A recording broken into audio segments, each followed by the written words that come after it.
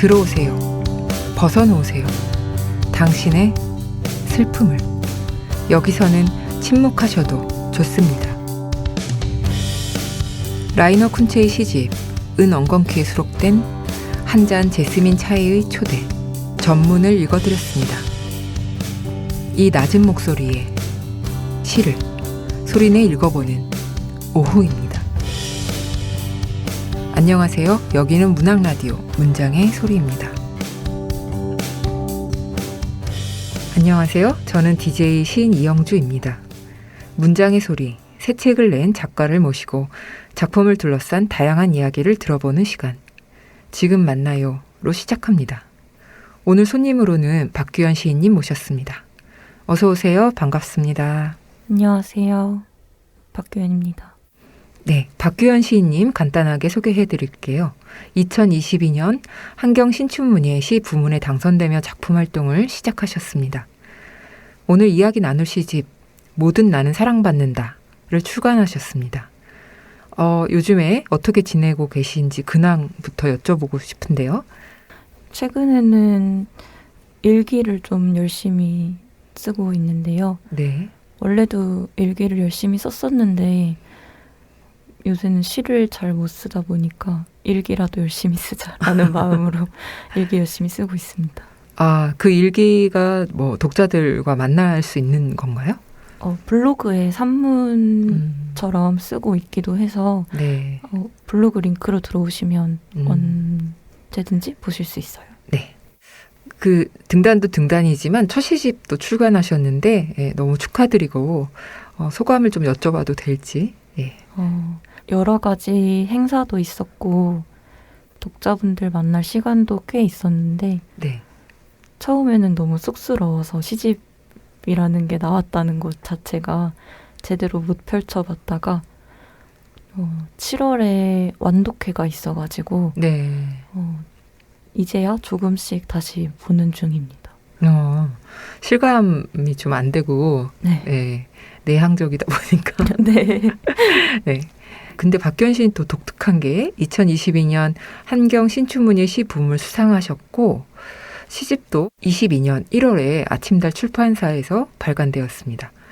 그러니까 등단 이전부터 꾸준히 시를 써오셨다는 이야기인데요.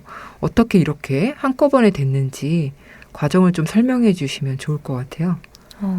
처음에 이제 아침달 출판사를 알게 되었을 때 투고를 했었어요. 네. 그러니까 거의 한 4년 전쯤에. 4년이나 됐다고요? 네.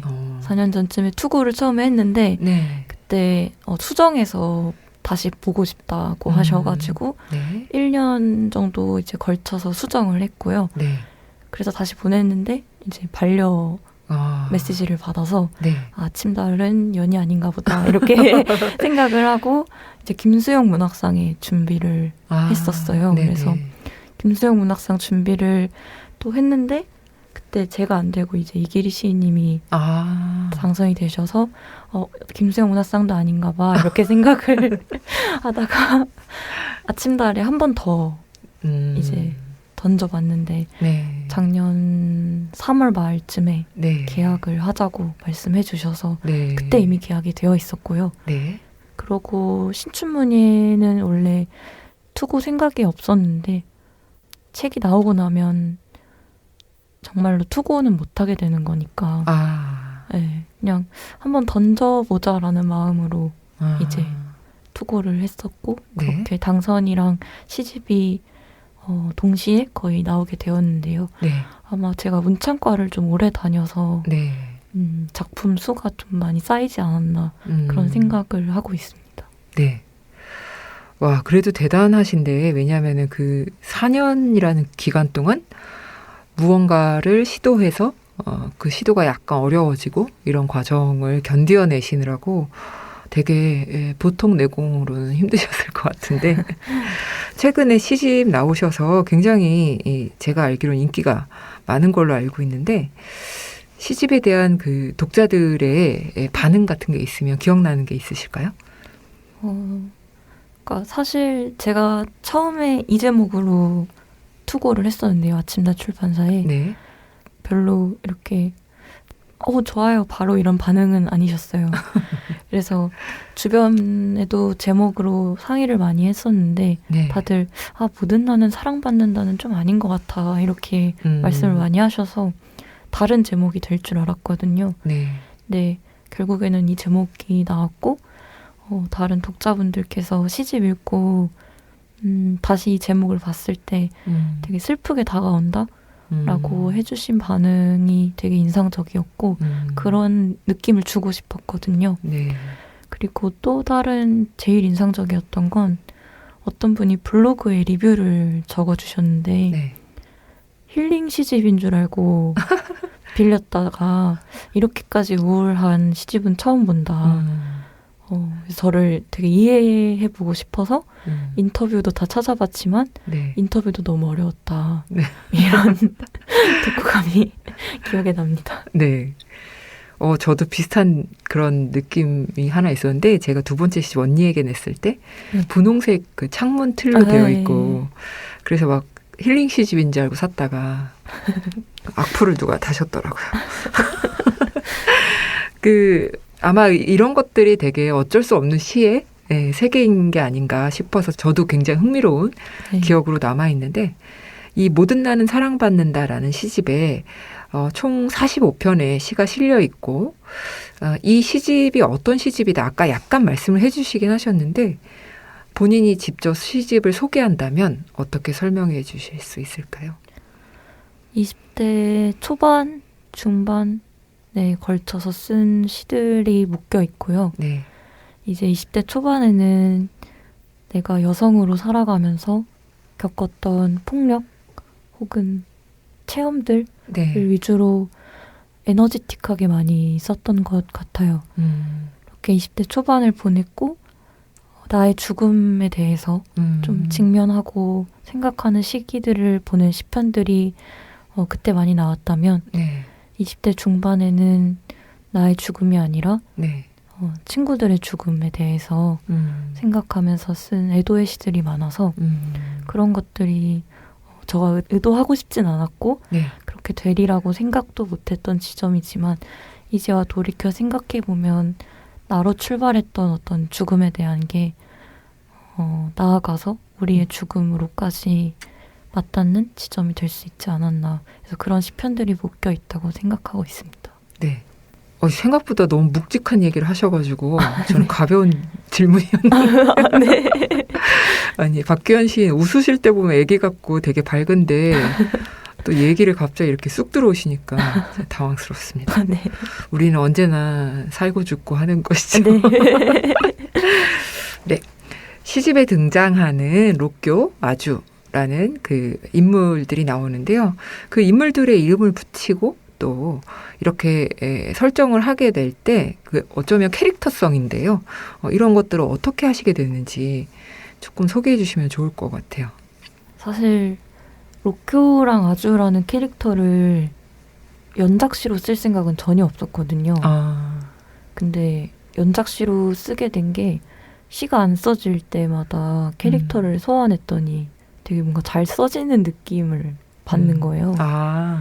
그래서 하평회 같은 데도 가져가면 시 너무 좋다 막 이러고 이름부터 그래서 이걸로 한번 좀 밀고 나가볼까 막 이런 생각하다 보니까 좀 세계관처럼 쌓인 것도 있는 것 같고요. 처음부터 막 거창한 의미를 부여해서 썼던 것은 아니었어요. 이게 아무래도 이름이 붙으니까 조금 생명력이 더 살아나고 그런 것도 있는 것 같습니다. 이번 시집에 보면 그 입체적인 여성 서사들이 아주 많이 담겨 있는데요. 또 시집에서 같은 제목으로 여러 번 등장하는 시들이 있는데 아주 오래라는 시편들이 있습니다. 그래서 이제 이런 이야기가 여성의 이야기들로 많이 읽히는데 여성 서사가 집중이 될 수밖에 없었던 시인만의 어떤 포인트가 있으실까요? 이제 어디서 어떤 시인 제일 좋아하세요? 이런 질문 받으면 에이드리언 리치라고 얘기를 하는데요. 에이드리언 리치를 읽고 나서 제가 가장 많이 생각했던 건 나는 어디까지 솔직하게 시를 쓸 수 있는가 였습니다. 그래서 제 얼굴로 제 이름으로 차마 할 수 없었던 이야기들을 혹은 저의 이야기들을 아주라는 인물 가면을 빌려와서 씀으로써 조금 더 용기 있게 솔직할 수 있었던 게 아닐까.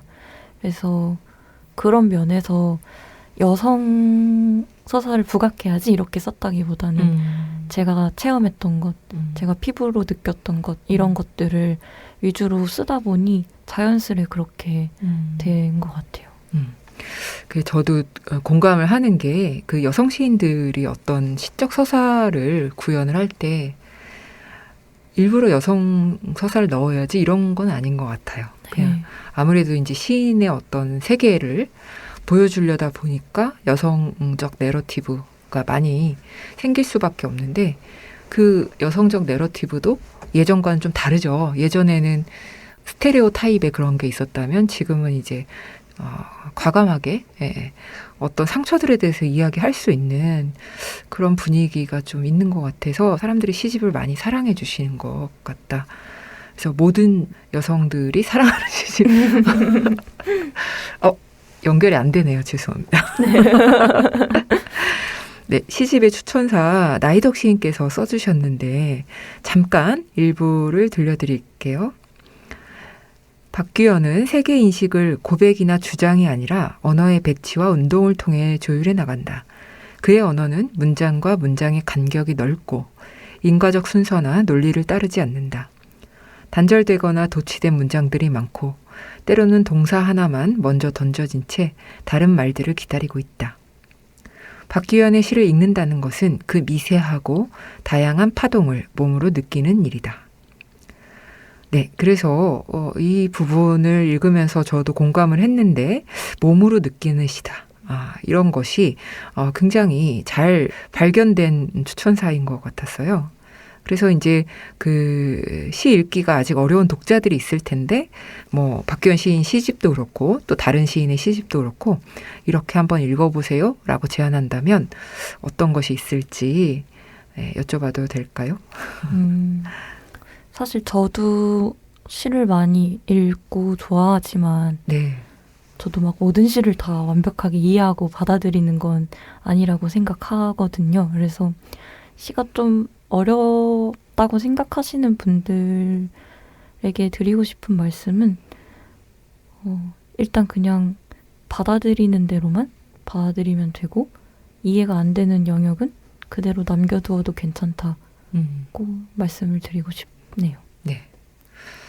그죠. 사실은 시라고 하는 게 이해의 세계라기보다는 어쩌면 오해의 세계에 더 가까운 게 아닐까 그런 생각이 드는데 이제 박규현 시인의 시집 맨 마지막에 수록된 안미치와 성실하고 배고픈 친구들의 마지막 문장도 매우 인상적이었는데요. 소중하고 귀한 나의 친구, 우리는 또 살아가자. 이 소름 끼치도록 이상한 세상을 정면으로 마주하자. 사납게 또한 꼿꼿한 자세를 하고 이런 문장이 있는데 이번 시집에서 가장 이야기하고 싶었던 부분이었을까라는 생각이 들었습니다. 네.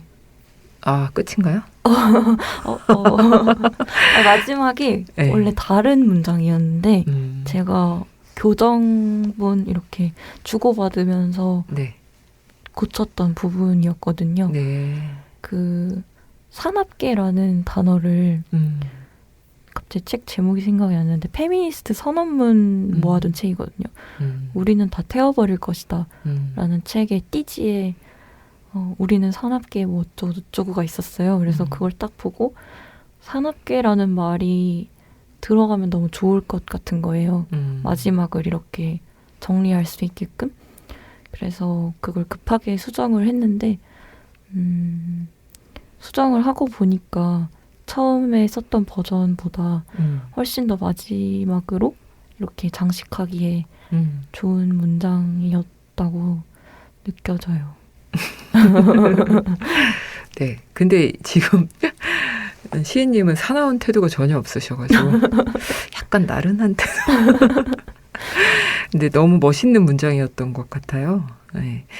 그 평소 시인님 작업하는 그런 모습도 궁금한데 어떻게 작업을 하시는지 좀 구체적으로 말씀해 주실 수 있을까요? 저는 좀 예열 시간이 긴 편이어가지고 네. 시를 쓰기 전까지 걸리는 시간이 되게 길어요. 그래서 짧으면은 한두 시간인데 길면은 막 대여섯 시간 걸릴 때도 있고 네. 그동안에는 그냥 노래를 틀어놓고 일기를 계속 써요. 일기를 계속 쓰고 아니면 흡연을 쉬지 않고 그러면서 작업을 하는 루틴이 막 엄청 이렇게 세밀하게 정해져 있다기보다는 약간 그런 식으로 좀 근무하듯이 쓰는 느낌이에요. 네. 예열 작업이 시는 진짜 중요한 것 같은데 네. 사실 저도 예열 작업하다가 그냥 잔 적도 많고 네. 그런데 이제 이게 작업으로 이어지려면은 뭐 또 필요한 물건이나 루틴 같은 것도 있으실 것 같은데 혹시 특별히 그런 게 있으신지. 정말로 안 될 때는 편지를 씁니다. 저한테 좀 써주세요. 네. 다음에 꼭 써드릴게요. 네. 편지를 쓰다 보면 네. 저도 생각 못했던 제 어딘가에 이렇게 안 쓰던 근육들이 네. 써지는 것 같더라고요. 네, 네. 그러니까 평소에 제가 되게 차가운 시를 쓴다 이런 이야기들을 많이 듣는데 네.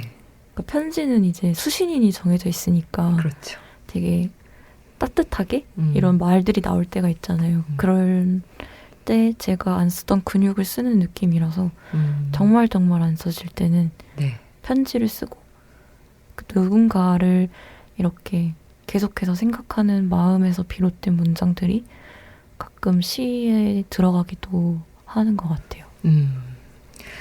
편지 쓰는 방법, 지금 시를 쓰고 계신 분들한테 매우 도움이 될 것 같은 조언입니다. 그런 생각을 안 해봤는데, 편지를 쓰다가 시 쓰는 경우도 많으니까, 네. 네, 굉장히 도움이 될 것 같아요. 또 올해 초에 신춘문예 당선 소식 들으셨을 때, 그때 뭐 하고 계셨는지, 그때 상황을 좀 들려주시면 좋을 것 같아요. 그때 이제 지금은 안 하고 있는데 문창과 입시과외를 하고 있었어요. 네. 그래서 이제 학생이 쓰고 있고 네. 저는 이제 학생이 쓴 거를 피드백하고 있는데 전화가 온 거예요. 네. 그래서 뭐지 하고 그냥 받았더니 한국경제신문사 누구누구 기자입니다 이렇게 말씀하셔서 네. 갑자기 과외를 거의 못했어요. 너무 좋아서? 계속 연락을 돌릴 때가 있으니까 거의 수업 시간이 2시간이면 네. 전화하러 갔다 오느라고 그 친구한테 많이 미안해요. 말하다 보니까. 네. 네. 어떤 분은 어디 기자입니다 이러고 전화를 했더니 보이스피싱인 줄 알았다는 분들이 진짜요? 있다고 하시더라고요. 박규현 시인님 어쨌든 시집 계약은 되었지만 그래도 마지막이라고 생각하고 투고를 하셨는데 그게 좋은 결과가 나와서 매우 진짜 남들보다 2-3배 더 기쁘지 않았을까? 그런 생각이 좀 드는데 이제 시인님의 지금 만나요 코너 중에 내가 가장 사랑하는 문장들에 대해서 이야기를 해볼까 합니다. 시인님께서 직접 골라오신 문장을 시인님의 목소리로 낭독해 주시는 시간입니다. 박규현 시인님 뭐 준비하셨나요? 뭘 읽을까 되게 고민을 많이 했는데 네. 친구 중에 한 명이 네. 10자매를 꼭 읽어달라고 얘기를 하더라고요. 그래서 그러면 그 시를 읽어야겠다라고 생각을 하고 네. 준비해 왔습니다. 네, 박규현 시인님의 목소리로 들어보겠습니다. 10자매. 세장의 마음으로 생각할 수만 있다면, 그것이 시작이라고 믿는다면, 네가 산다. 온종일 해질녘인 곳. 다들 서로에게 질투하는 법을 모르는 곳. 외투도 선풍기도 필요하지 않은 곳. 머리카락이 한쪽 뺨에 살짝 닿는 거기. 거기서 기다리라고 전한다. 너의 새가 죽었을 때 과자 상자로 관을 만들어준 적 있다. 어째서 망자는 규칙을 되찾은 표정인 건지 마치 쌓여있던 설거지를 모두 끝내놓은 사람처럼 너는 낭만을 사랑한다. 사후 세계에서는 화해한 기억 중 하나의 장면만을 갖고 살아간다는 이야기 같은 것. 그런 네가 죽어서도 삶이 지속된다는 일까지 반가워할까? 편지를 뜯어 읽던 시간에 삐뚤빼뚤한 글씨체를 보면서 그것이 눌러 적은 마음이라 생각하는 너의 얼굴을. 믿으세요. 너는 기억한다. 반려조가 했던 일. 누군가와 대화하던 시간에 그 목소리는 우리들의 것이에요 말하던 것. 작은 창으로 볕이 들어온다. 새가 여기저기 날아다녀 날갯짓 한 번에 먼지가 풀어진다. 먼지에게도 빛이 있다는 착각. 죄가 없다는 오해는 곧 너의 전력. 작은 것에도 의미를 두지 않고는 도저히 너의 형태를 상상할 수 없는 기분인데.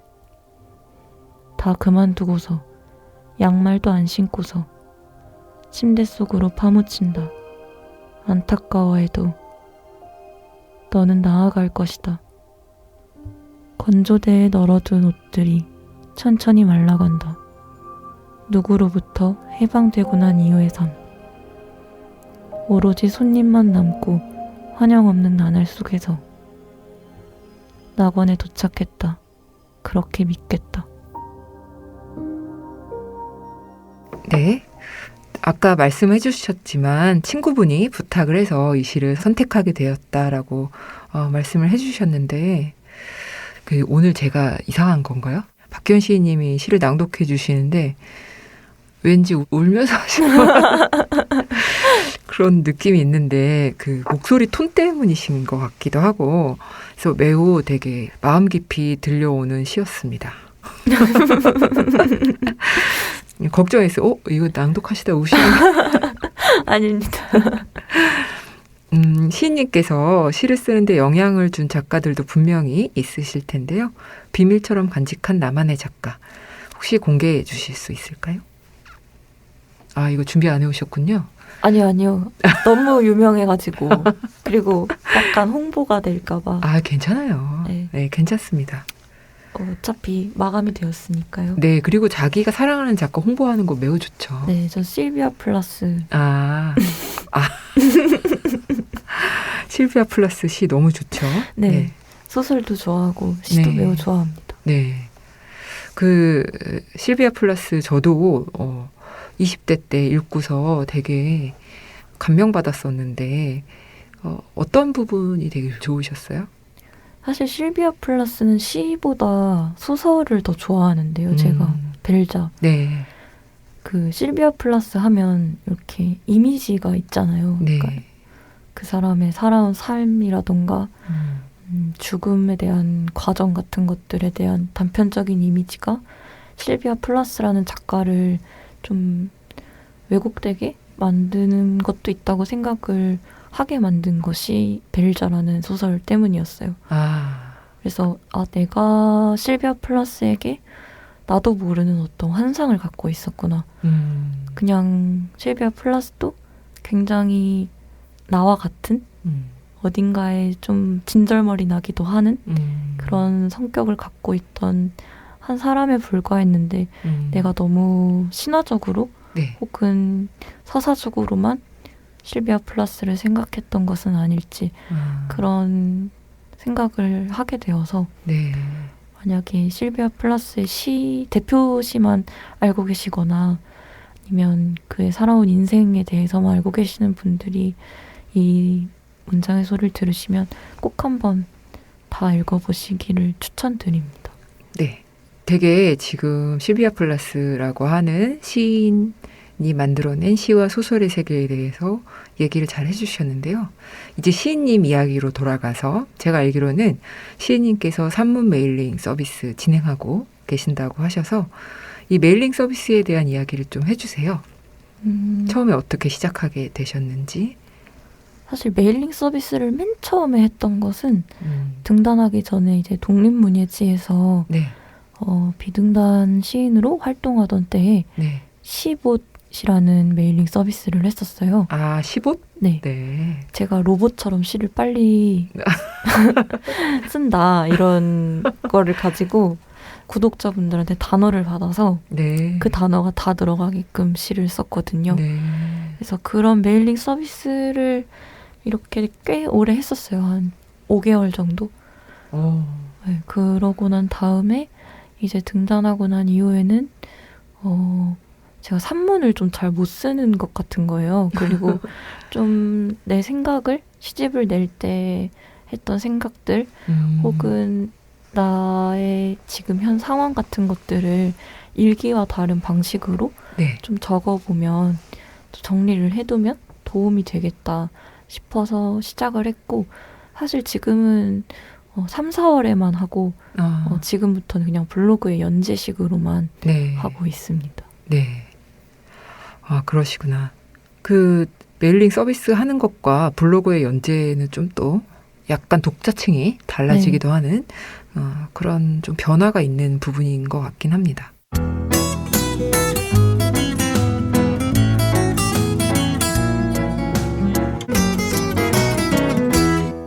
자, 이제 지금 만나요의 마지막 코너가 되었어요. 바로 My Favorite입니다.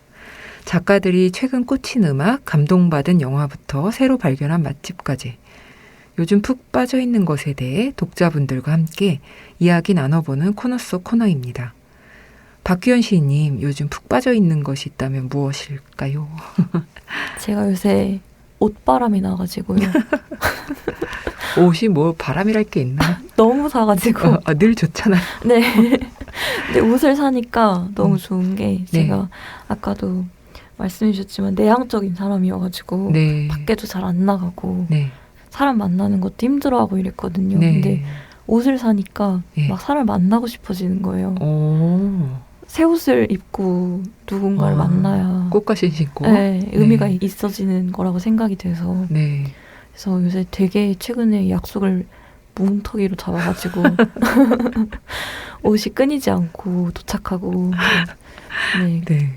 맨날 그러고 있습니다. 옷을 너무 사가지고 빈티지 옷에 빠져서 또 하필이면 네. 새 옷을 사서 집에서만 입고 있는 것도 생각해보면 너무 기괴한데요? 네, 밖에 나갑니다. 그래서 네, 지금 한참 너무 즐거울 때니까 자주 나가시면 좋을 것 같아요. 네. 박규현 시인님 시집을 사랑하는 독자분들이나 또 시를 아끼는 독자분들에게 해주고 싶은 말씀이 있으시면 간단하게 좀 해주세요. 제 시집이 막 따뜻하고 이렇게 부드러운 시집은 아니지만 그러한 정서를 사실은 누구나 다 갖고 살아간다고 생각을 하기 때문에 다양한 시들을 많이 보셨으면 좋겠고 저 이외에도 나올 시집들을 보시게 될 때 나와는 결이 좀 맞지 않는 것 같아 라고 생각을 하게 되어도 그의 세계를 존중하고 모든 시인의 세계를 응원해 주시면 시인들이 살아가고 시를 쓰는 데 있어서 더 에너지를 얻을 수 있지 않을까 그런 생각을 했습니다.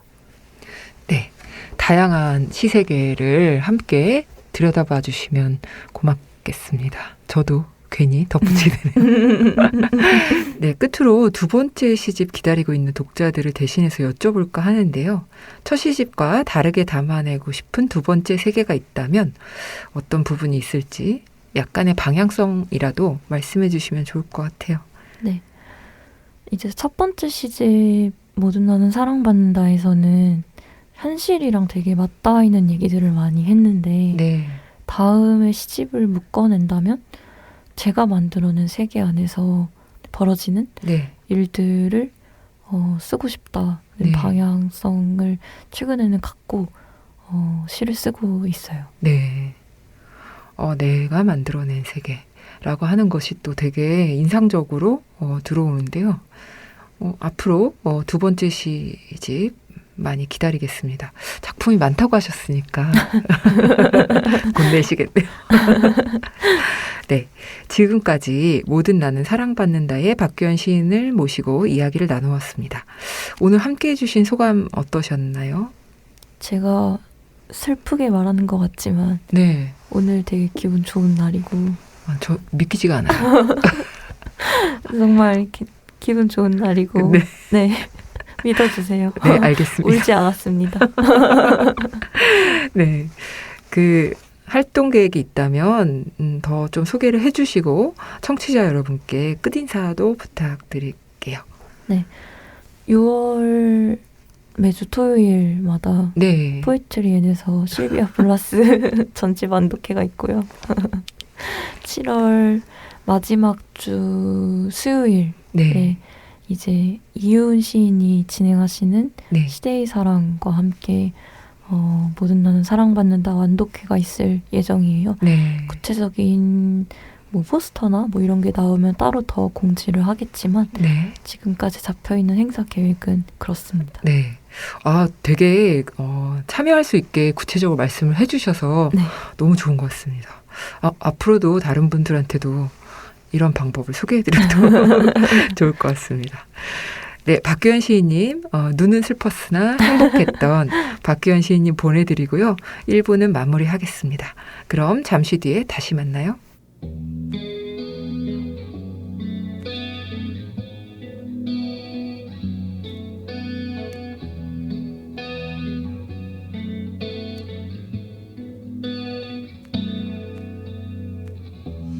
우리 나란히 누워 은하수를 바라보면서 그댄 말이 없네요. 무슨 생각하고 있는지 돌아오지 않을 나를 추억하나요?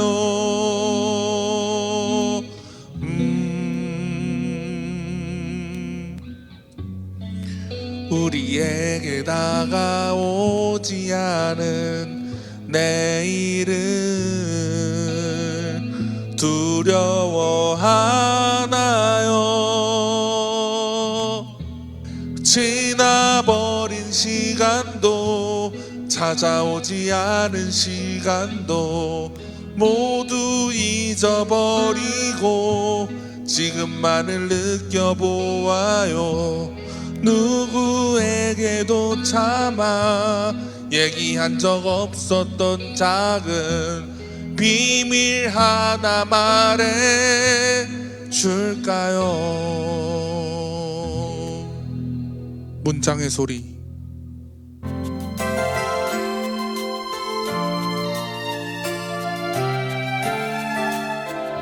이번 코너는 다시 읽어요 시간입니다.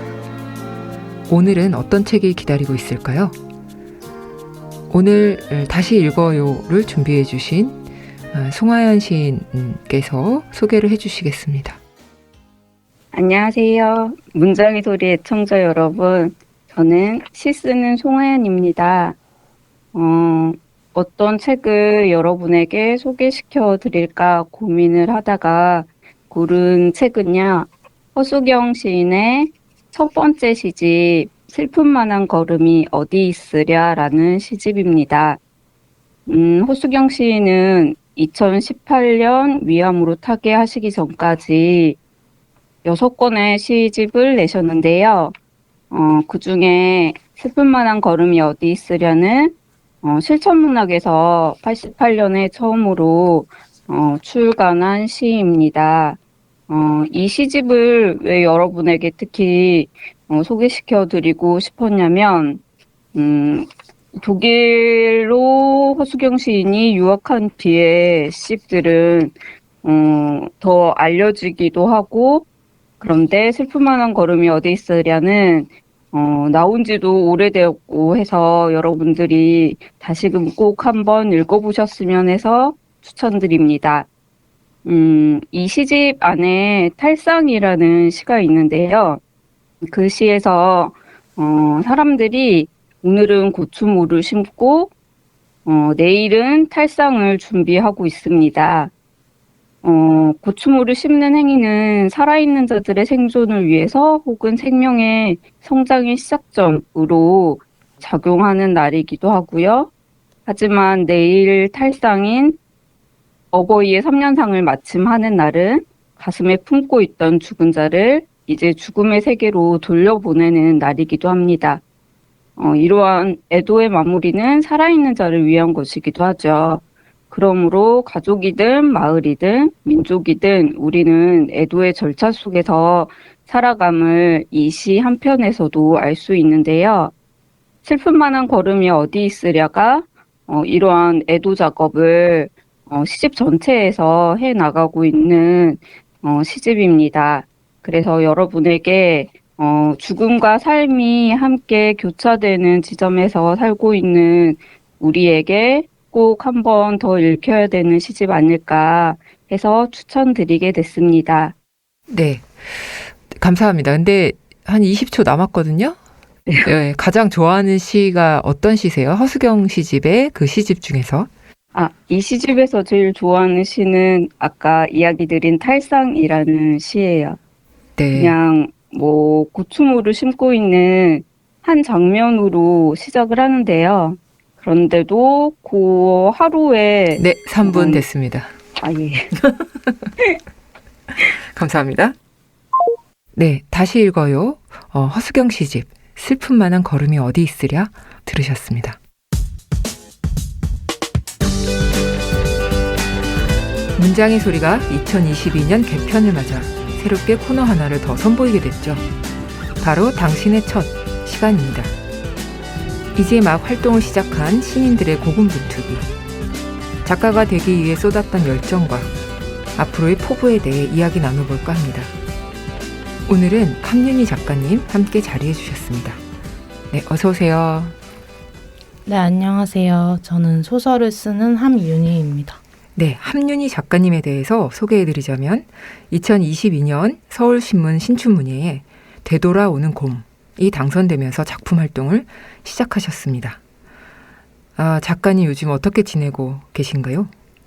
저는 최근에는 회사 생활 중입니다. 등단 후에 이 출판사 쪽으로 입사를 해서 편집자로 근무하고 있고요. 문학은 아니고 이제 인문교양 전문 출판사 쪽에서 근무를 해요. 그래서 저녁이랑 주말 시간에 쪼개가지고 좀 작업을 하고 있고요. 네. 예, 다들 그러면 잘 되냐고 묻는데 당연히 잘 되지는 않고 이제 막 투잡 생활에 적응하고 있습니다. 네. 그 소설가가 회사를 다니면 진짜 투잡이라는 말이 맞는 것 같아요. 네. 아무래도 이제 분량이 많다 보니까 네. 그렇게 될 것 같은데 그래도 신문사에서 처음 당선 전화 받으셨을 때 어떠셨어요? 어떤 상황에서 전화를 받으셨는지 궁금해요. 그날 제가 약속이 있어가지고 먼저 그 이태원의 어느 카페에 앉아 있었어요. 네. 그래서 아는 이제 미술 작가분을 만나 뵙기로 해가지고 네. 그분 글을 좀 읽어달라는 요청을 받아서 글을 읽고 있었는데 그때 이제 전화가 와서 이야기를 듣게 되었습니다. 기분은? 근데 저도 이게 되게 의외였던 게 일단은 저는 엄청 기쁠 거라고 생각했거든요. 왜냐면 네. 투고할 때 상상해보잖아요. 네네. 근데 일단 기쁘기보다 너무 불안한 감각이 먼저 몰려오더라고요. 그때 제가 이 사람이 오랫동안 상상했던 일을 좀 실제로 겪게 되면은 기쁨보다는 불안함이 훨씬 클 수도 있구나라는 거를 좀 알았던 것 같아요. 그래서 일단 기자님과 심사위원분한테 축하를 받고 네. 제가 당선된 게 맞다는 확신이 들고 난 다음에야 가족이랑 친구들한테 전화를 했습니다. 신춘문예에서 이제 가족이나 친지 외에는 일단 처음에는 많이 알리지 말아달라고 부탁을 하시잖아요. 그래서 일단 엄마랑 아빠랑 친한 친구 몇몇한테만 소식을 알렸어요. 그 전화를 끊고 나서 가장 먼저 결국은 주변에 네. 가까운 친인척한테 전화를 하는 행동을 하셨겠군요. 그렇습니다. 네. 근데 사실 그게 루틴이긴 하죠. 그렇죠. 네. 그 외에 할 일이 딱히 없더라고요. 그래서 어쨌든 그래도 주변에서 알고서 신춘문예면 특히나 네. 어른들이 또 놀랄 만한 당선 소식이잖아요. 네. 그래서 가장 기뻐하신 분 누구셨어요? 일단 다들 굉장히 기뻐했는데요. 네. 이게 아무래도 저희 세대가 또 등단 외에도 또 비등단으로 활동하는 게 굉장히 많죠. 활발한 세대이기도 하잖아요. 네. 그래서 뭐랄까 이게 등단이 되었다고 너가 작가가 되었다 이렇다기보다는 어쨌든 비등단 상태에서 저는 계속 글을 발표하고 활동을 하고 있었기 때문에 다들 약간 이제 그 부분을 저도 그렇고 그들도 그렇고 염두에는 두고 있었어요. 그래서 막 엄청 드디어 작가가 됐네 이거보다는 너가 드디어 고생한 게 어느 정도 결실을 봤다 혹은 더 소개될 이제 세상이 넓어졌다라는 식으로 많이 기뻐해 줬었는데 저도 이제 그런 어떤 이상한 기분 때문에 막 불안함 때문에 엄청 기뻐하기보다는 이제 엄마 아빠한테 네. 그렇대 이렇대 하고서는 이제 다들 축하해 고생했어 이러다가 이제 친구 한 명한테 전화를 했는데요. 네. 저랑 학교 다닐 때부터 서로 글을 읽어주던 친구가 한 명 있거든요. 제가 수상소감에도 이제 따로 쓴 친구인데 네. 그 친구가 학교를 다닐 때부터 졸업한 후까지 제 글을 진짜 열심히 읽어주고 늘 피드백도 굉장히 성실하게 해주고 격려도 많이 해줬어요. 그래서 네.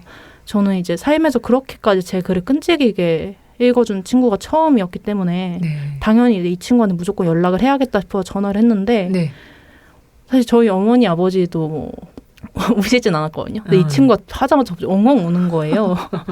그래가지고 그때 처음으로 저도 그제서야 눈물이 난 것 같아요. 어쨌든 이제 여러 가지 이제 제도에 대한 생각이 있더라 해도 내 글이 더 많은 사람한테 보여줄 수 있는 네. 기회가 생겼고 그게 일단 당장 굉장히 기뻐해도 되는 일이다라는 생각이 들었습니다. 네.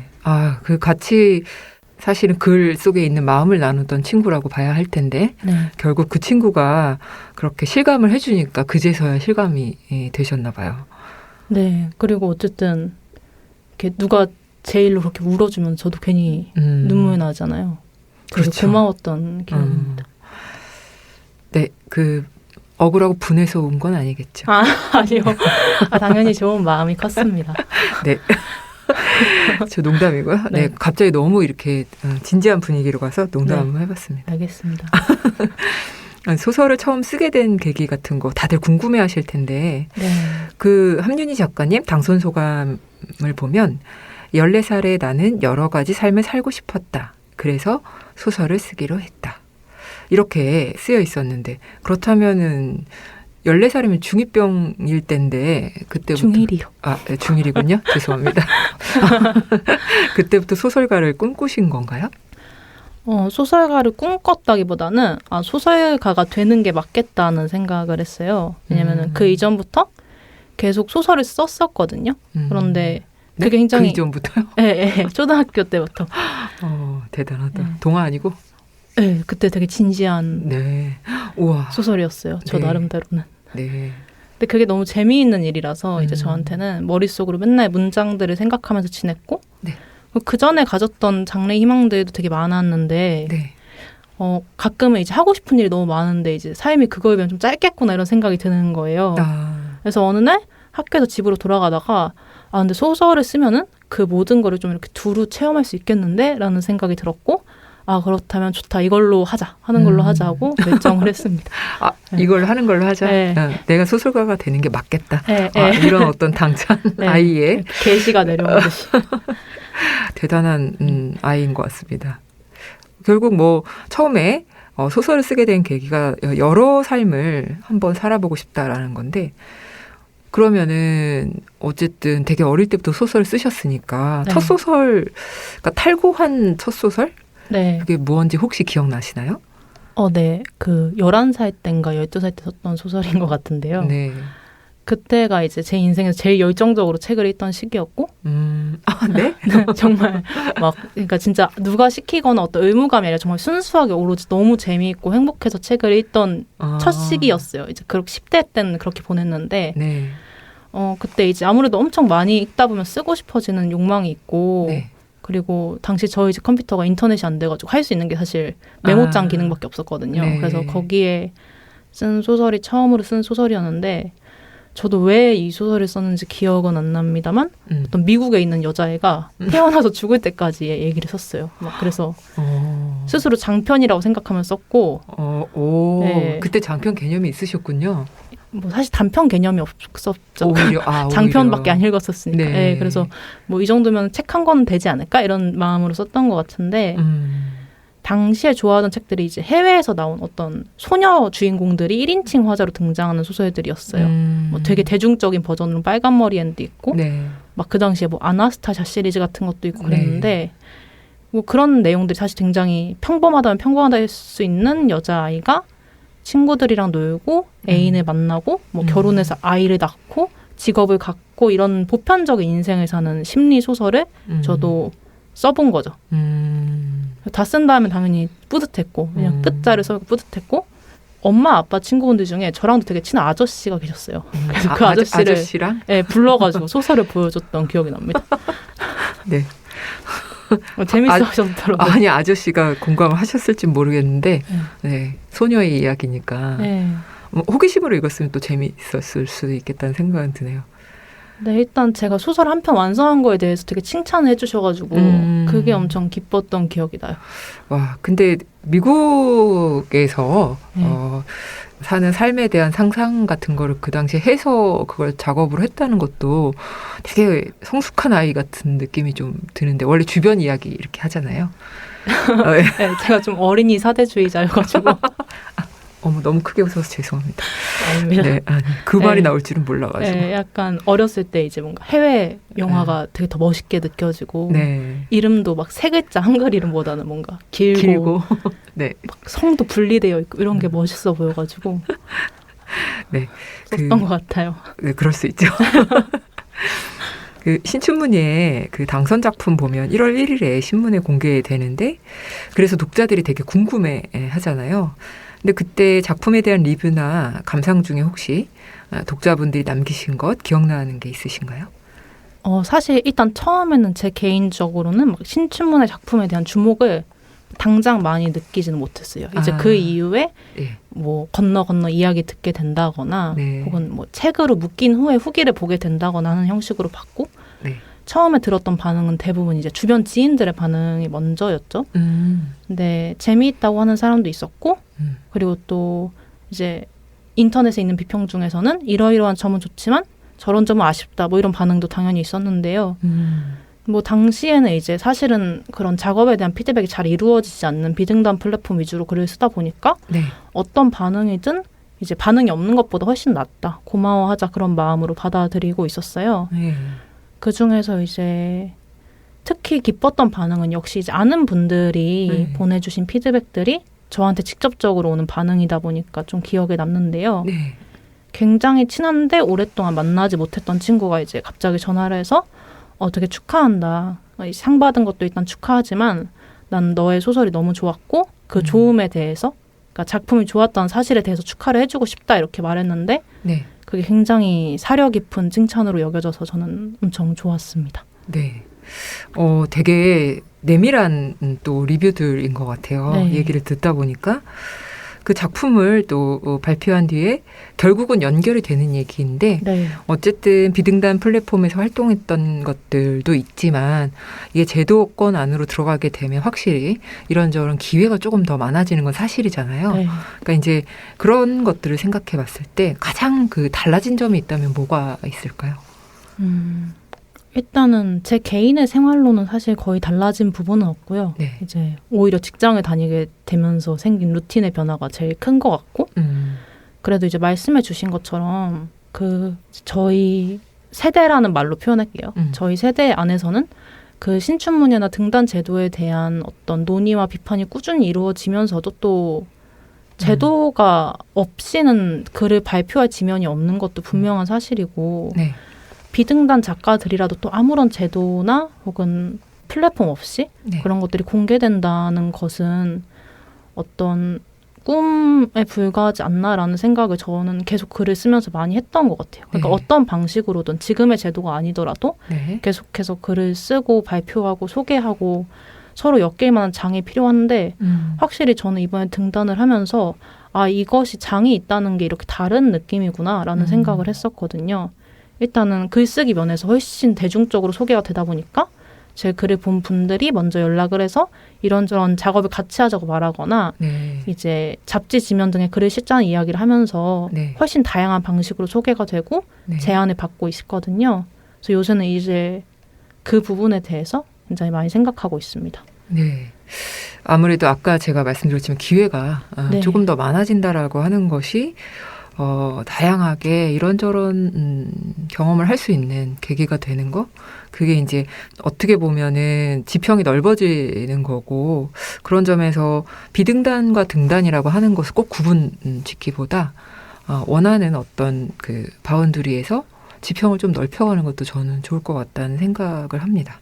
네, 저도 그런 지평이 네. 최대한 좀 세밀하게 많은 경로로 늘어났으면 좋겠다라고 맞아요. 요새 생각을 하는 것 같아요. 음. 네, 계속 고민 중인 부분이긴 한데요. 네네.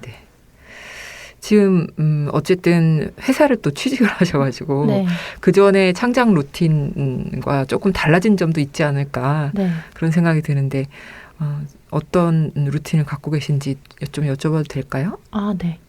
그 작년까지는 프리랜서라서, 그러니까 프리랜서 겸 백수라서 그때까지는 그냥 매일 나가서 소설을 쓰는 게 일이었거든요. 그래서 네. 주로 주말 빼고 월에서 금요일까지 카페를 쓰거나 혹은 작업실을 잠깐 빌리는 작업실에 가서 최소 서너 시간 이상 앉아 있다가 왔던 것 같아요. 네. 그래서 그냥 그때는 남들 직장 나가듯이 나도 매일 소설을 쓰는 거지 이런 마음으로 글을 쓰고 고쳤는데 네. 현재는 이제 제가 9시부터 6시까지 앉아 있었고 일해야 할 곳이 생기기 때문에 루틴을 굉장히 다르게 바꿔야 할 상황이에요. 네. 그래서 평일에 제가 한 이틀 정도 운동을 다니기 때문에 나머지 사흘 저녁에 소설을 쓰고 주말과 공휴일에 부족한 걸 보완하고 혹은 이제 더 긴 분량을 쓰고 하는 식으로 노력하고 있어요. 그럼 네. 언제 쉬어요? 뭐 하루 정도 이렇게 어떻게 아. 반나절 정도 빌 때가 있었는데 그때 이제 네. 푹 쉬고 네. 그래도 이제 제가 그동안 써놓은 소설이 좀 많은 편이라서 그 아예 새로 창작을 하기보다는 다시 쓰기와 고쳐쓰기 작업에 치중하느라 지금까지는 막 너무 버겁다 이런 생각까지는 안 드는 상황이에요. 확실히 그 창고에 쌀알이 가득한 그렇더라고요. 너무 예스러운 상징 네, 죄송합니다. 중요하죠, 쌀. 네. 이야기를 좀 더 하고 싶었는데 네. 순식간에 시간이 지나갔네요. 네. 네, 그래서 함윤희 작가가 좋아하는 작품, 또 네. 영향받은 작가. 처음 문학과 사랑에 빠지게 된 이야기가 이제 독자들도 그렇고 저도 되게 궁금해지는데 이제 함윤희 작가의 첫 문학 이야기 조금 더 디테일하게 나눠보도록 할게요. 근데 이제 저희 이거 코너 중에 코너기 때문에 네. 제가 읽어드리는 질문을 잘 들으시고 아주 빠르게 대답을 해주시면 됩니다. 너무 긴장되네요. 아니, 별거 아니에요. 자, 그러면은 시작하겠습니다. 세상을 떠나 만날 수 없는 작가들을 포함해서 내가 정말 만나보고 싶은 작가는? 빨리. 너무 뻔한데 도스토옙스키요. 네, 두 번째. 사랑하는 사람에게 추천해주고 싶은 세 권의 책이 있다면? 그 크라바트라는 책이랑 멀고도 가까운이라는 에세이집 그리고 아까 말한 도스토옙스키의 까라마조프가의 형제들입니다. 그다음 소설을 쓸 때 필요한 나만의 준비물 두 가지는? 이건 손목 보호대랑 안경이요. 네, 나는 소설을 쓰기 위해 땡땡까지 해봤다. 일가 친척들에게 전부 전화를 돌려본 적이 있습니다. 네. 흥미로운 대답이 마지막에 나오셨는데 네. 이제부터 대답하신 내용을 자세히 살펴보도록 하겠습니다. 네, 첫 번째 질문. 내가 정말 만나보고 싶은 작가였는데 도스토옙스키를 선택한 이유 왠지 알 것도 같지만 또 내밀한 함윤희 작가만의 이유가 있을까요? 네, 제가 좀 교과서적인 답을 했죠. 아니 그렇다기보다 네. 네, 고전을 선택하는 어떤 그 부담감이 있는데 그냥 근데 되게 간단한 이유인데 저한테 처음으로 굉장히 엄청난 충격을 준 작가라 그런데요. 네. 이 제목도 코너 제목도 당신의 첫이라고 하셨잖아요. 네네. 근데 저한테는 이제 이 작가가 준 충격이랑 감동이 당시 삶에서 뭔가 처음으로 겪어본 거였고 네. 죄와 벌을 처음으로 읽었을 때 제가 너무 놀랐거든요. 소설로 여기까지 갈 수 있구나. 이런 걸 느끼게 만들 수 있구나 생각했고 제가 죽었다가 태어나도 이건 못 쓰겠다라고 생각했는데 그 느낌이 굉장히 상쾌하고 좋더라고요. 그게 굉장히 저한테는 좀 의미가 깊은 기억이라서 실제로 그런 경험을 하게 한 사람 한 번만 봤으면 좋겠다. 근데 만나고 싶지는 않고 이제 옆에서 관찰하다가 오고 싶어요. 뭐 도박하는 모습이랄지 글 쓰는 모습이랄지 이런 것들을 구경하다가 오면 좋을 것 같습니다. 네, 어쨌든 도스토옙스키가 그 도박빚 갚느라고 그런 명작들을 계속 썼다라는 얘기가 있는데. 유명하죠. 네. 결국은 뭔가에 쫓겨야 네. 좋은 글이 나오는 겁니다. 아, 네. 또 두 번째 질문. 사랑하는 사람에게 추천하고 싶은 세 권의 작품. 근데 왜 이렇게 세 권 고르셨는지 좀 소개해 주시면 좋을 것 같아요. 일단 셋 다 굉장히 다른 작품인데요. 크라바트는 우선은 동화책이에요. 이제 독일 작가인지 제가 정확히 지금 기억이 안 나는데 이분 성함이 오트프리트 프로이슬러라는 작가가 쓴 소설이고 이제 소년 크라바트가 어떤 방앗간 주인한테 마법을 배우는 조건으로 그의 밑에서 평생 무급 노동을 하게 되면서 벌어지는 이야기거든요. 그래서 이제 마법을 배우고 싶어하는 다른 소년들과 노동을 하면서 이 방앗간에서 뭔가 이상한 점이 있다는 점. 그러니까 이 소년들이 점점 사라진다는 걸 깨달으면서 이제 자기와 함께 사랑에 빠진 소녀와 이 방앗간의 어떤 그 해묵은 악을 좀 타파하는 내용인데 어린이 책이라고는 하지만 사실 굉장히 반골에 가까운 이야기고요. 이 자본가와 노동자 사이의 이야기로 읽히기도 하고 또 이제 아까 말했던 어떤 자본주의와 사랑에 관한 이야기로 읽히기도 하고 굉장히 여러 가지로 다양하게 해석될 수 있는 이야기예요. 근데 일단 무척 재미있고 대사도 굉장히 아름답습니다. 네. 저도 읽어보고 싶은 생각이 드는데 네. 저를 사랑하시진 않더라도 저도 읽어도 되겠죠? 제가 빌려드릴게요. 아, 네. 감사합니다. 네. 그 다음 책은 또 멀고도 가까운은 이제 리베카 솔릿이라는 작가가 이제 미국에서 펴는 에세이집인데요. 네. 이제 이 사람이 어머니의 어떤 마지막 순간을 함께하면서 그리고 자기가 글을 쓰면서 생각나 여러 가지 생각과 그리고 자기가 평소에 있던 텍스트들을 엄청 연결을 지어가면서 만든 이야기예요. 네. 근데 저는 평소에 막 책을 이렇게 밑줄을 치면서 보진 않는 편인데 이 책은 정말 많은 문장에 밑줄을 치고 싶을 만큼 굉장히 날카로운 사유가 돋보이고 네. 어떻게 우리가 이 삶에서 이제 삶엔 사실은 아름다운 것보다 구질구질하고 좀 비참한 일들이 훨씬 많은 것 같은데 그 안에서 사랑을 실천할 수 있는지 그리고 또 어떻게 우리가 그런 얄궂고 번거로운 문제들을 긍정할 수 있는지 막 그런 것들에 대해서 이제 본인이 좋아하는 여러 가지 이야기들을 같이 엮으면서 만든 책인데요. 네. 어떤 책들은 좀 보고 나면 내가 약간 바뀌었다 싶은 책들이 있잖아요. 네. 저는 이 책이 그랬던 것 같아요. 네. 마지막 책 하나 남아있는데 제가 약간 더듬은 이유는 함윤희 작가님이 노트북을 펼치시고 원고를 거의 다 써오셔서 이제 읽고 계시기 때문에 너무 처음부터 끝까지 완벽하게 준비가 되어 있다는 느낌을 받아서 약간 당황을 했습니다. 애드립도 있어요. 네, 그 다음 마지막 작품도 소개해 주세요. 네, 이 까라마조프가의 형제들은 이것도 굉장히 교과서적인 답이죠. 이거는 근데 사실 좀 이거 같이 얘기할 사람이 있으면 좋겠다 싶어서 넣어본 책이고요. 좋아하는 사람들이 읽고서는 이제 드라마 얘기하듯이 영화 얘기하듯이 같이 말하면 좋겠다 싶고 사실 모르는 사람이 없는 고전인데 그 유명세 치고 이거를 완독한 사람은 또 생각보다 그렇게 많진 않더라고요. 원래 고전은 안 읽어야 고전이다 이런 말이 있어요.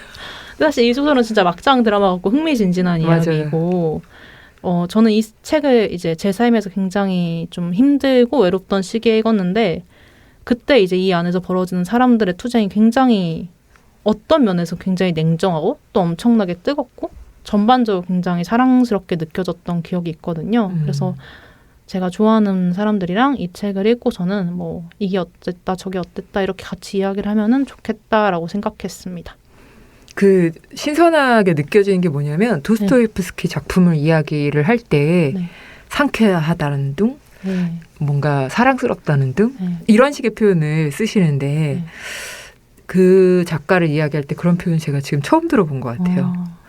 그래서 뭔가 이 거대한 세계를 함윤희 소설가가 그냥 뭔가 되게 자유롭고 편하게 좀 들어가서 좀 장악을 하고 있는 것 같은 멘트였는데 대체로는 이제 그 소설가 도스토옙스키 얘기할 때 뭐 압도됐다라든지 매우 장엄했다라든지 사랑하면 그렇게 되죠. 그랬는데 뭐 상쾌하고 네. 갑자기 미니미가 된 듯한 네. 느낌 때문에 매우 지금 좋았습니다. 아유. 네, 근데 진짜로 저는 좀 재밌는 이야기를 쓴 작가라는 생각이 맞아요. 네. 들어서 서사가 매우 네. 진짜 흥미진진하죠. 네. 제가 장엄한 이야기 원래 되게 좋아해요. 스케일이 크고 이런 것들을 즐거워하기 때문에 네. 그 압도되는 것들도 일단 기본적으로 사소하고 행복하게 받아들이는 것 같아요.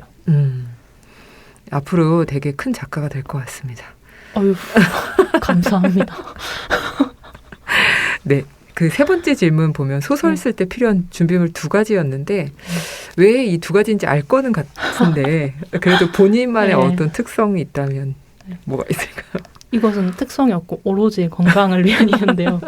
일단 저는 회사에서도 편집을 하기 때문에 종이 모니터를 들여다보다 보면은 네. 이제 제 피해를 많이 받는 부위가 손목이랑 눈이에요. 보호하기 위한 안경과 네. 보호하기 위한 손목 보호대. 네. 뭐 추가로 이제 커피를 마시고 안약을 넣고 이런 것들이. 그렇죠. 네. 작업을 잘 하기 위한. 네. 네. 그 나중 되면 저도 굉장히 그 오랫동안 그런 종류의 일을 해왔는데 네. 오십견이 빨리 와요. 어머. 어쩌죠? 네, 그래서 저도 오늘 아침에도 매우 막 괴로워하다 왔는데 뭐 최근에 알게 된 그 깨알 정보를 드리자면 마우스를 이렇게 옆으로 세워서 사용하는 마우스가 있어요. 아, 저 그거 이미 쓰고 있죠. 아, 그렇구나. 죄송합니다. 아닙니다. 최근에 알게 돼서. 아, 좋은 조언인 것 같아요. 더 설명해 주세요. 아니, 모르시는 분들 됐어요. 뒤늦게. 버티컬 네. 마우스 말씀하시는 네, 거죠? 민망합니다. 자, 아닙니다. 자, 끝으로 소설을 쓰기 위해서 땡땡까지 해봤다 말씀하셨는데 네. 친인척들 그것은 소재를 찾기 위한 그런 건가요? 아니요, 제가 작년에 이제 서울문화재단의 지원을 받아서 만든 서울집이라는 이제 소설책이 있어요. 독립 출판물인데 네. 이게 저희 할머니가 재개발 때문에 기존에 살던 집을 팔고 나와야 됐는데 그 집을 나오는 일 때문에 너무너무 힘들어 하셨거든요. 그래가지고 제가 그러면 이거를 좀 사진으로 기록해보자 한다는 것이 이제 좀 일이 커져서 네. 소설로도 할머니의 이야기도 쓰고 뭐 음악도 만들고 그래서 그 한 권의 책으로 묶는 작업을 했어요. 네. 근데 기본적으로 이제 소설 자체는 픽션인데 네. 실화를 기반으로 둔 근데 어쨌든 그 안에 들어간 사진들이 있고 네.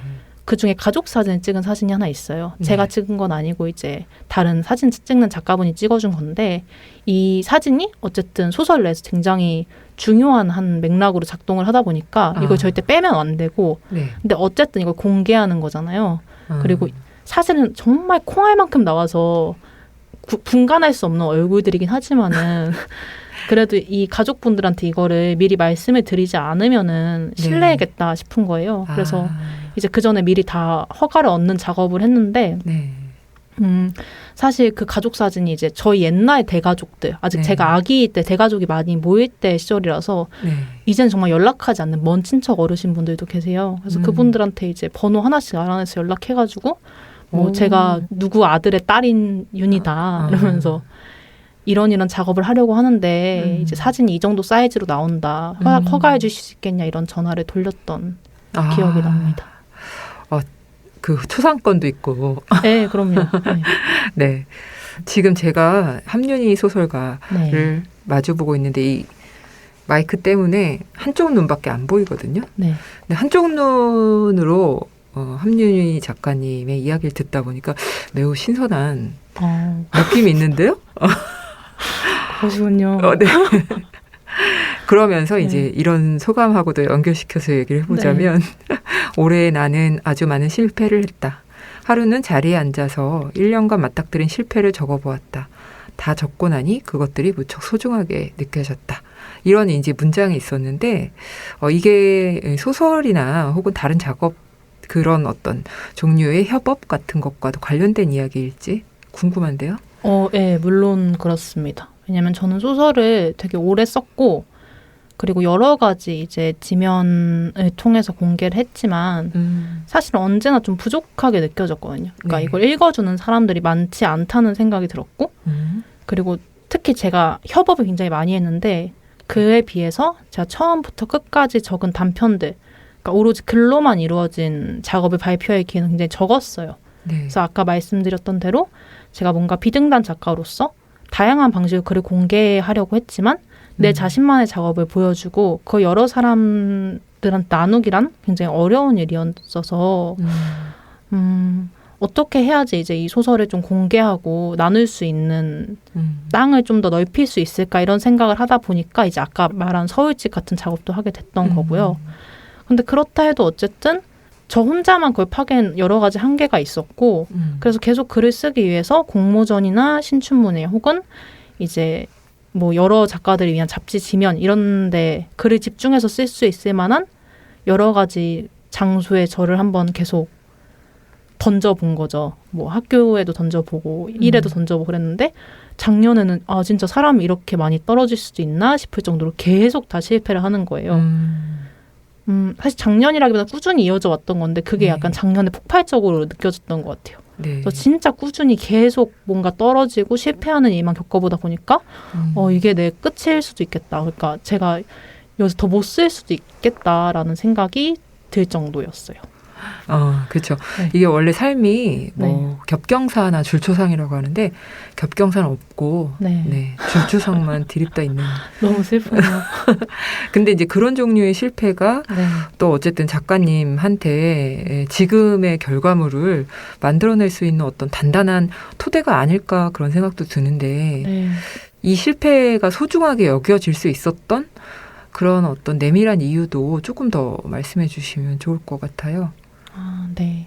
여기 지금 작가님 소감에서 보면 이거 제가 그냥 넘어갈까다 제가 좀 읽어보고 싶어서 네.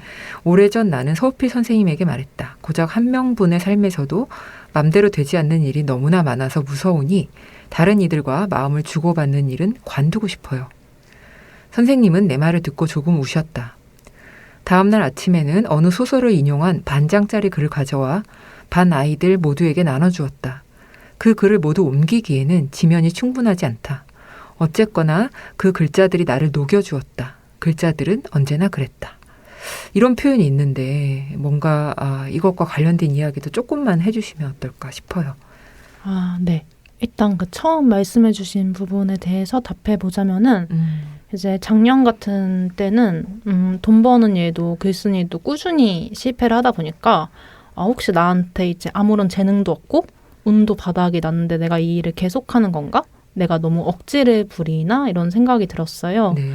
그래서 그 생각이 너무 강해져가지고 하루는 그냥 자리에 앉아서 제가 좀 정리를 해보고 싶은 마음에 올해 성공한 일들이랑 그러니까 성과를 거둔 일들과 실패한 일들을 이렇게 쭈루룩 적어봤거든요. 네. 근데 성과를 거둔 일들에 비해서 실패한 목록이 너무 압도적으로 긴 거예요. 그래서 제가 그걸 이렇게 찬찬히 읽어보니까 제가 이제 실패들의 이름을 붙인 거죠. 어디에 뭐 안 됨, 막 뭐 낙선 이런 식으로. 근데 그거 하다 보니까 결국 이거야말로 내가 한 거라는 그리고 내가 배울 수 있는 유일한 것들이라는 생각이 들었어요. 근데 이거를 제가 말로 설명을 하기는 조금 쉽지가 않고요. 네. 그냥 사람이 계속 이제 저희가 흔히 장인이라고 하거나 혹은 이제 직업인이라 하는 분들이 굉장히 오랫동안 어떤 동작을 발표하다 보면은 그 신체의 변화가 일어나잖아요. 진화하는 것처럼. 그게 약간 이제 자기의 몸이 되는 것처럼. 그래서 그때는 뭔가 실패가 진짜 제 몸의 일부가 된 것처럼 느껴졌고 그래서 어차피 내 몸이라면은 아무도 읽어주지 않아도 계속 소설을 써야겠다라는 생각을 했었던 것 같아요. 지금 말씀이 지금 열심히 습작을 하고 있는 분들에게 너무나 큰 힘이 될 것 같은 말씀입니다. 거기에 제가 살짝 분위기 깨는 소리를 좀 뿌리자면은 그 실패의 느낌이 저 지금도 있습니다. 네, 맞아요. 저 지금도 평생을 따라다녀요. 네, 그렇죠. 우리에게는 언제나 실패의 목록이 화려하고 성공의 목록은 한 줄도 되지 않는다. 그렇죠. 네. 그래서 그런 것들이 토대가 돼서 계속해서 뭔가를 할 수 있다는 것 자체도 사실은 매우 중요한 부분이기도 한 것 같아요. 저는 왜 이렇게 참 이런 걸 뿌릴까요? 죄송해요. 아니요, 근데 좋은 것 같아요. 안전장치처럼 이제 너무 꿈처럼 느껴지면 안 되니까. 이 수상소감에서 아까 제가 쓴 에피소드에 대해서 설명해달라는 말씀을 하셨는데 저건 제가 고1 때 진짜 세상이 굉장히 너무 좀 낯설게 여겨지고 사람들이랑 지내는 것도 엄청 힘들던 시절의 이야기인데요. 서우필 선생님은 제 고등학교 때부터 지금까지 쭉 은사 선생님이세요. 그래서 그 쌤한테 가서 저는 이제 사람들이랑도 뭐 혹은 그 외 다른 것들이랑도 마음을 뭔가 나눴다가 상처받는 일이 너무 힘들고 그래서 이제 아예 시도를 안 할 거다라는 식으로 막 무작정 털어놨던 일이 있어요. 네. 근데 제가 그거를 교무실에서 그 선생님 자리에서 얘기했었는데 그 선생님이 가만히 계시다 갑자기 눈에 눈물이 고이는 거예요. 아무 말씀도 안 하고. 근데 그때 쌤이 이제 보여줬던 굉장한 공감이나 어떤 애정, 연민 이런 것들 생각하면 저도 지금 굉장히 마음이 울컥하는데 이제 이 선생님이 국어쌤 겸 담임 선생님이셨거든요. 근데 다음날 이제 종례라고 하나요? 그 시간에 어떤 글을 프린트해서 반 전체에 돌렸어요. 근데 평소에도 종종 그렇게 유인물을 돌리셨기 때문에 네, 지금 생각하면 그 글들도 다른 친구들을 위한 그런 글일 수도 있겠다는 생각이 드는데요. 네. 다들 별 신경 안 썼거든요. 근데 이제 저 혼자서만 이게 쌤이 나한테 어떤 하는 읽혀주고 싶은 말이구나라는 거를 알고서는 그 글을 봤는데 그 선생님의 어떤 그 시도와 그 자체의 내용이 저한테 굉장히 설득력 있게 다가와서 그 전날에 했던 막 이제 시도도 안 해보겠다 이런 다짐은 그만두자 하고 다시 번복을 했었어요. 네. 근데 이제 그 글에 대해서는 사실은 굳이 이야기를 안 해도 될 것 같은 게 이게 아마 전후 사정을 몰랐던 사람들이라면은 저만큼 그 글이 인상적이진 않았을 것 같아요. 네네. 어떻게 보면 흔한 교훈조의 글로 보일 수도 있는데 그 모든 상황 속에서 저한테 이게 굉장히 깊숙하게 다가왔던 글이었어서 제 기억 속엔 계속 잘 남아 있습니다. 네. 서우필 선생님께서 이 방송을 들으신다면 매우 행복해 하실 것 같습니다. 네, 쌤이 잘 기억해 주셨으면 하네요. 근데 이렇게 학생에게 공감을 해주시니까 네. 저도 괜히 감동적이네요. 네, 진짜 사랑이 많은 선생님이세요. 네. 지금도 그러시고. 네. 이제 작가의 낭독을 들어볼 시간인데요. 소설가께서 영향을 받은 다른 분의 문학 작품도 좋고 직접 쓰신 작품 중에서 낭독해 주셔도 좋습니다. 어떤 문장을 읽어주실 건가요? 저는 이제 다른 작가의 글을 가져왔는데요. 네. 다와다 요코라는 작가가 쓴 용의자의 야간열차라는 소설에 나오는 글이에요. 네. 이 작가가 직접 여행을 하면서 기차에서 겪은 이야기들을 토대로 좀 각색을 하거나 혹은 기록한 소설들이 실린 집이고요. 이 중에 한 부분을 읽어보겠습니다. 네, 그럼 함윤희 소설가의 목소리로 낭독을 들어보겠습니다. 이것은 아직 구유고슬라비아 연방이 있었을 무렵의 이야기다. 당신은 아직 학생이었고 청바지도 달랑 하나뿐이라 당신이 얼굴을 발갛게 물들이며 미래의 무대 예술 같은 얘기를 해도 주위의 연장자들은 그저 옅은 미소를 머금을 뿐이었다. 왜냐하면 당신은 아직 한 번도 무대에 서본 적이 없었고 글을 발표한 적도 없었고 대학 문학부에서는 어중간하게 매달려 있을 뿐이었고 태어나서 단 한 번도 누군가에게 대단한 녀석이라는 말을 들어본 적이 없었기 때문이다. 그래도 초조함은 없었다. 어디에 도달하고 싶은지, 목적지가 얼마나 멀리 있는지조차 상상할 수 없었고 한 인간에게 주어진 시간이 얼마나 되는지도 생각해 본 적 없었다. 특히 여름방학에는 끝도 없이 차고 넘치는 액체 상태의 시간 속을 떠다니며 이유도 없이 다른 나라를 방황하면서도 쓸데없는 짓이라는 생각조차 해본 적이 없었다. 당신은 이탈리아를 둘러보았다. 로마에는 전 세계의 자본주의 국가에서 엇비슷한 배낭을 맨 젊은이들이 모여들었고 같은 반 친구인 양 인사를 주고받았다. 광장에 가서 분수대 가장자리에 걸터 앉아 종잡을 수 없는 이야기를 나누기도 했다.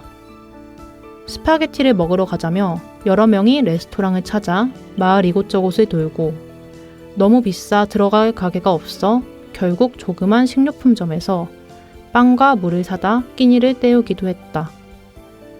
다들 서로 비슷한 처지에 있다고 느꼈다.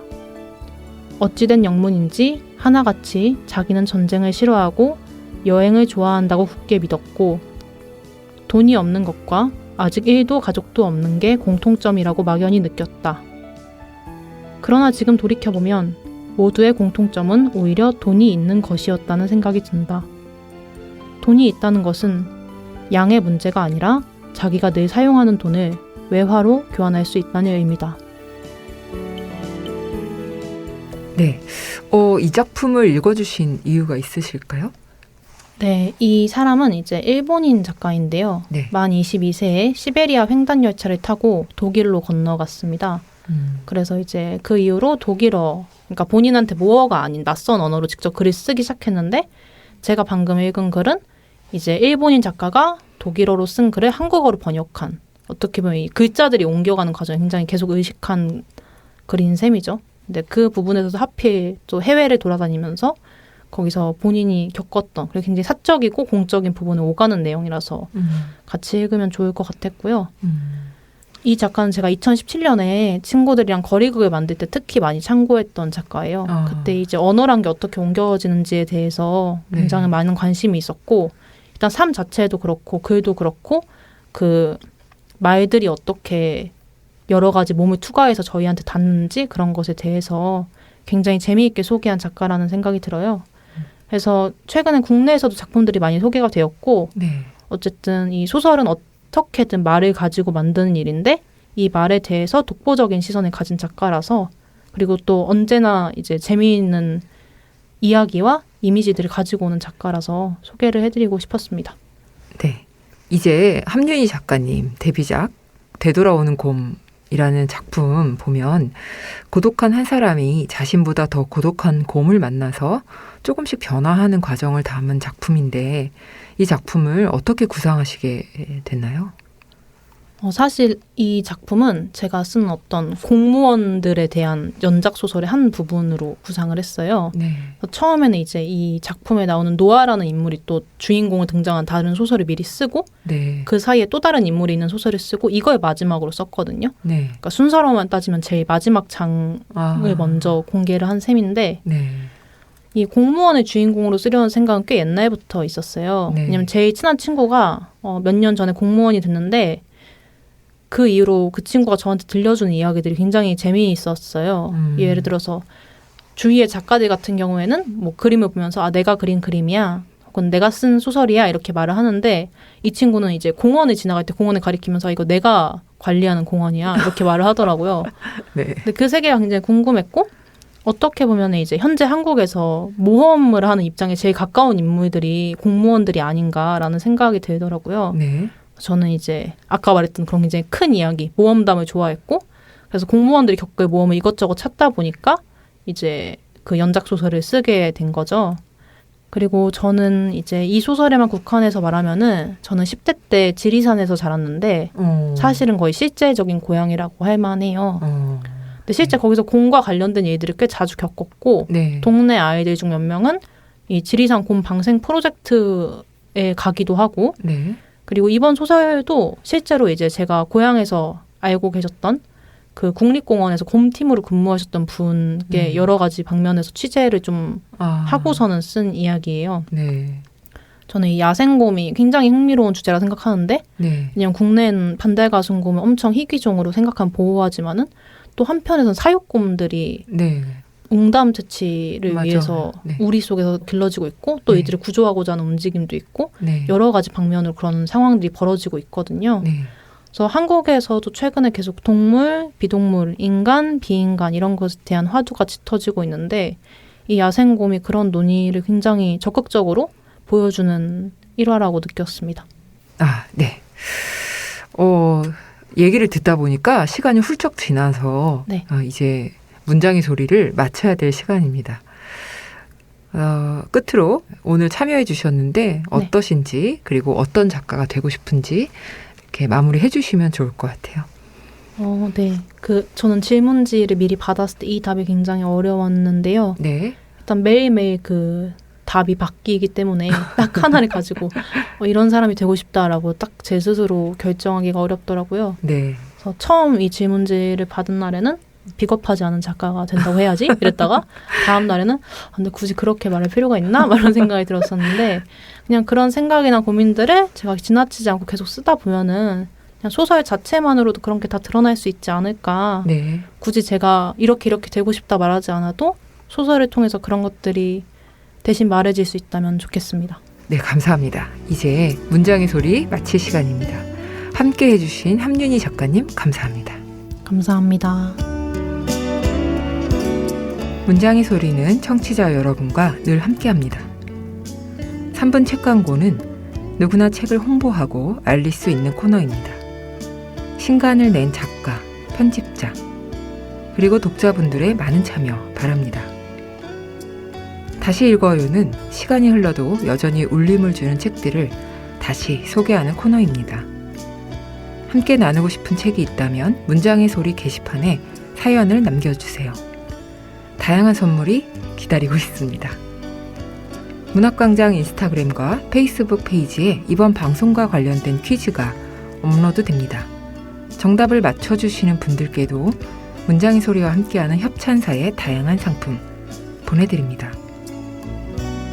퀴즈 정답자와 함께 문장의 소리 게시판, 유튜브, 네이버 오디오 클립, 팟빵, 팟캐스트에 댓글을 남겨주시는 청취자분들께도 다양한 상품 보내드립니다. 나의 첫 번째 약국 위드팜에서 프로바이오틱스를, W부티 컴퍼니에서 리다이치 헤어 트리트먼트 에센스를, 대학로 우리술 공간 두두에서 전통주를, BHC에서 치킨 상품권을, 자연의 벗 바이오버스에서 친환경 생활용품을 드립니다. 많이 참여해주세요. 지금까지 연출 김봉, 구성작가 권혜영, 최지은, 저는 DJ 이영주였습니다. 우리 그럼 수요일에 또 만나요. 우리만의 문장의 소리로.